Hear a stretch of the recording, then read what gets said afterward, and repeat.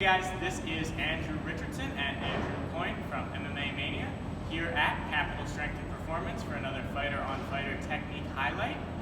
So we're going to talk about Francis Ngannou, a guy we've talked about quite a few times before, whose fights tend to last shorter than these videos, which makes it difficult. But we're going to talk about defensive wrestling and the hip bump. So whenever an opponent shoots at me, you kind of have you have a bunch of options realistically, but the main two would be a sprawl or to bump back in.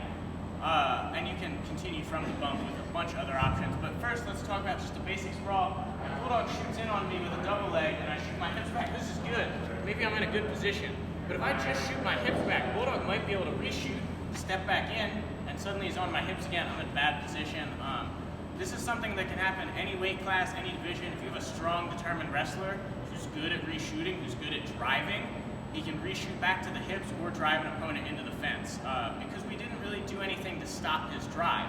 We got our hips back, but he kept pushing. And that's kind of where the hip bump comes in.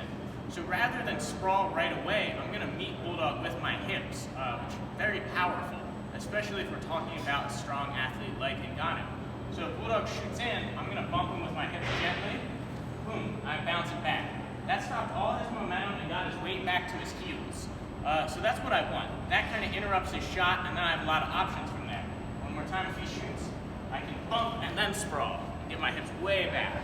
Or what Ngannou did to Cain Velasquez in his fight, first he bumped and then dug an underhook. So again, I bump and then get an underhook. In Velasquez's case, it was in Ngannou's case against Velasquez, it was the left underhook.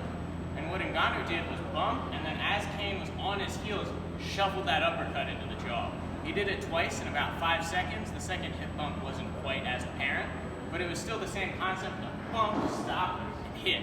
So let's do a little demo. He shoots in, I bump, and fire. Now, lighter guys like myself and Bulldog, that uppercut from 6 inches to a foot away, probably gonna hurt a little bit, but it's not gonna be a knockout blow. But we're talking about Francis Ngannou, we're talking heavyweights. That shot like that was all he needed to stop a former champion. And it's really good to see him finding offensive opportunities in defensive wrestling scrambles.